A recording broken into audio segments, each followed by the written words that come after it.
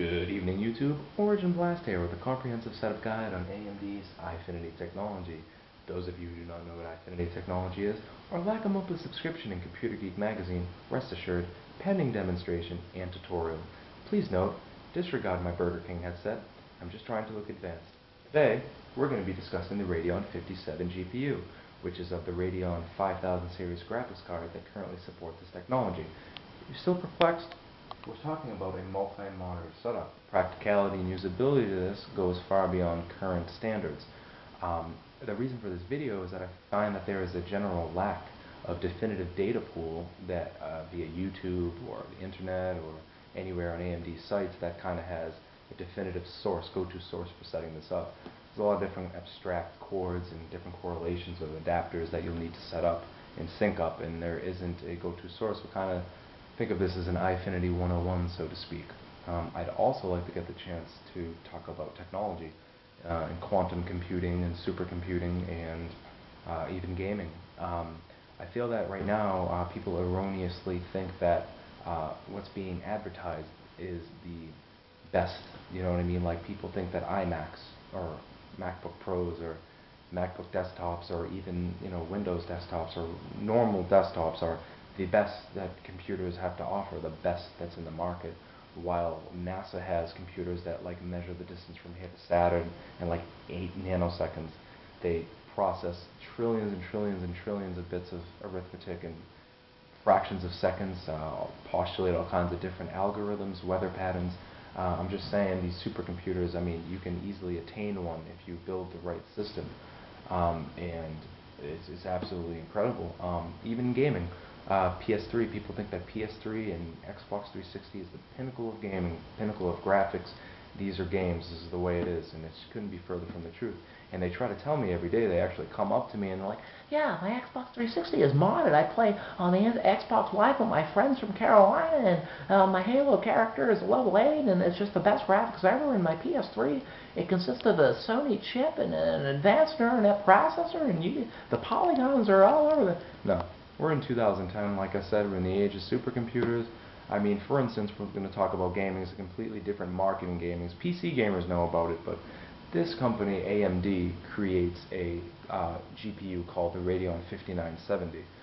It retails for $800, so you're spending $800 alone in graphics. Not a motherboard, not a power supply, not any kind of memory or computer or monitor, alone in graphics. Not to mention, you can crossfire it, meaning that you can duplicate it into two. You can buy 2 cards or even 3 cards on one motherboard, and you are you're spending $3,000 on graphics. See, for me, I'm like Rockefeller. I don't have to worry about that. But I mean, I can play games and see the sweat glands on players' faces. When I watch pornography, I see the areola. I look at the areola of the nipple. I see dust mites. I see particles on the areola. I see advanced features of the human body. It's just something to think about, something to invest in. So anyways, this is our setup in question today.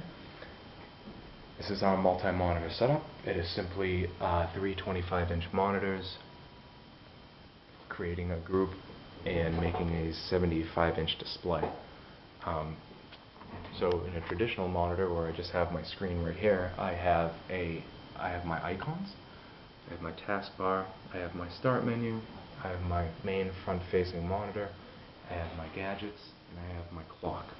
And I am running Windows 64-bit, Windows 7 64-bit. Now, the hardware associated with this, I would go to the back of my machine, but it's a little dark back there. This is the Radeon 5750, and it has multiple outputs. So we have 2 DVI, 1 HDMI, and 1 DisplayPort. Anyone with basic knowledge of a computer system, we have my native HDMI monitor here, so we're going HDMI to HDMI. My second monitor, we're going DVI to DVI.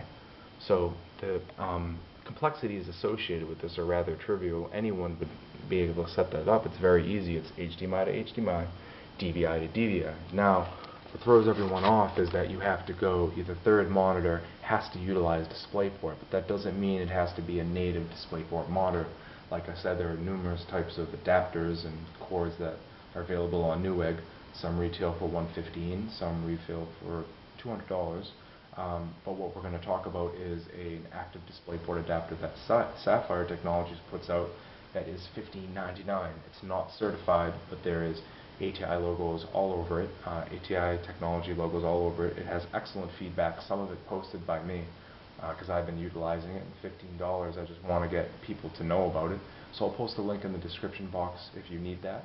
And by the way, I'd like to put a disclaimer that it has to be an active DisplayPort adapter. If you don't want to buy the one I'm specifying, which is stupid, it has to be active DisplayPort adapter. So we're going to go into, we're going to show some of the software features of setting this up. Again, if some of my instructions were kind of misleading, you can easily PM me or email me. I won't mind setting you up. So we have CCC, we have Catalyst Control Center. This is the utility that recognizes and syncs our displays. We're going to wait for that to boot up. We're going to move our cursor to graphics. We're going to select desktops and displays. Utility has detected 3 displays. We have my main display and we have my 2 Deviant monitors. These are different from my main display, proving definitively that you do not need 3 of the same displays.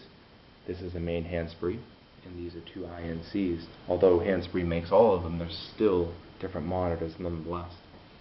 So we're going to go into our sync, and we are going to go to arrange. We're going to go to display group. We're going to go to create group. You have to have your create group on 3x1 3 displays horizontally. The other option is to put that horizontally. If you don't want it horizontally, I'm sorry, the other option is vertically. You don't want it vertically, you want it horizontally. So once you have that set up, you simply hit accept, and your monitors will show up like this. However, in some cases, it won't. So I'm going to erroneously create a false group for demonstration's sake, and we're going to black out for a moment, and I'm going to just click something to mess it up. So right here we have our Eyefinity group, but it's all messed up. It's all conglomerated. It's like a peanut butter and jelly sandwich done wrong. I got my icons here, I got my main panel, I have my gadgets, it's all messed up. So we're going to say this is, we're going to hit done, and we're going to go to display group, and we're going to go to arrange, and we'll set this up properly. So we're going to black out. So it's basically, you have to dictate into the machine what you want. So you want your this display to be here, and you want your middle display to be here. You hit done, and we've gone back to what we needed. We have our icons, we have our taskbar, we have our main panel monitor, and we have my clock. Now I'm going to hit F1 on my keyboard because I have my browser macroed in. I'm going to maximize that, and Google just now got obese. We have a 75-inch Google. I'm going to minimize Google. I'm going to go to Google, and I'm going to move it to my second monitor, across the bezel. You can move them all around.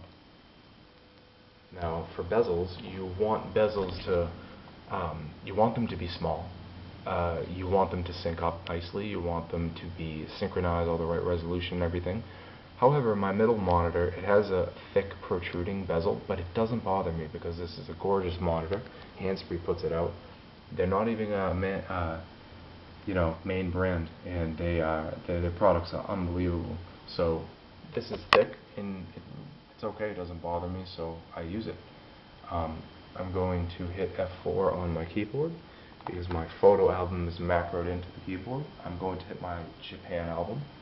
And boom, I have 360 pictures laid out on peripheral vision. So the practicality of this is that, like, say if I have one traditional monitor and I had my one old boring plain old monitor, I'd have to go through all kinds of menus. When you can just maximize something, you have the entire information displayed in front of you, kind of like an alien Warcraft ship. It's kind of like a pod. It's pretty brilliant. So lastly, we're going to obviously talk about games, because ATI is unbelievable for gaming. So we're going to boot up Need for Speed Shift.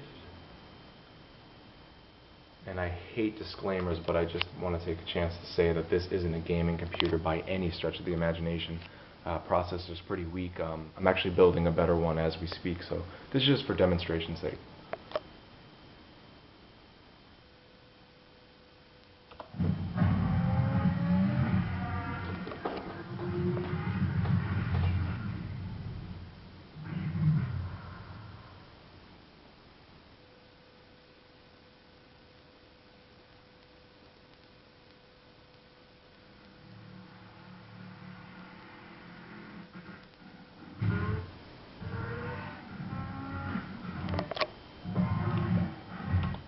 again, it's lagging, I apologize, but this is just a demonstration of it, not a benchmark.